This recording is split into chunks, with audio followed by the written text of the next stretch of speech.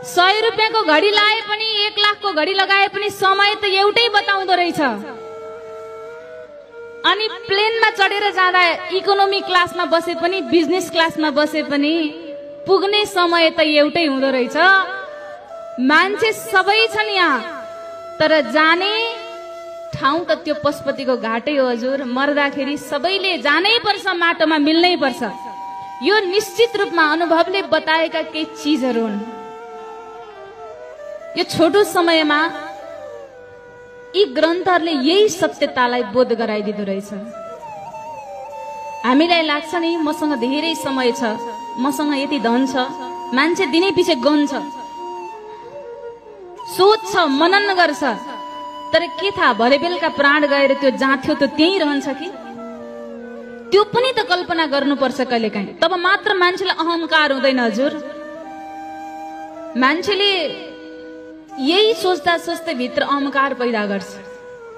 भोलि मेरो मृत्युको दिन छ यदि भने मैले आज के गर्छु होला? जय शम्भो भन्नु त एकचोटि। हर हर महादेव।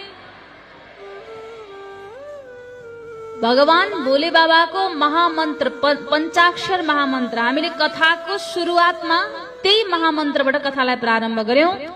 ओम नमः शिवाय। के रे हजुर? आज जोडले भन्दिनुहोस्। भित्र बस्नु भएको बाबाले सुन्ने गरी भन्दिनुहोस्। यो पञ्चाक्षर महामन्त्रको महिमा वर्णन गर्नुहुन्छ भगवान शंकरजी। यहाँ जुन महामन्त्र हर मनुष्यले जाप गर्नुपर्छ रे, र पञ्चाक्षर महामन्त्र लिँदा कुनै गुरुको माध्यमबाट पञ्चाक्षर महामन्त्र ग्रहण गर्नु, र जो कोही ब्राह्मणले पञ्चाक्षर महामन्त्र ग्रहण गरेको छ भने यदि त्यो व्यक्तिले गुरुबाट गायत्री मन्त्र प्राप्त गरेको छ भने चाहिँ त्यो अझ पूर्ण बन्दछ अरे। अब गायत्री जाप गर्नुहुन्छ हजुरहरू? गर्नुहुन्छ? ल कतिजनाले गर्नुहुन्छ एकचोटि हेरौँ त। गायत्री मन्त्र जाप गर्नु।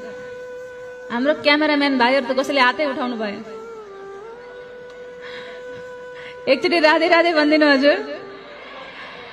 गायत्री जाप गर्नुपर्छ है।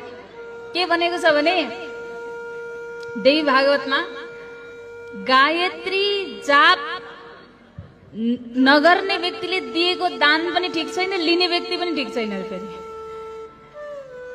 पितृलाई दिँदाखेरि पितृले पनि ग्रहण गरेको उति नै प्राप्त हुँदैन गायत्री जाप नगर्ने व्यक्तिले।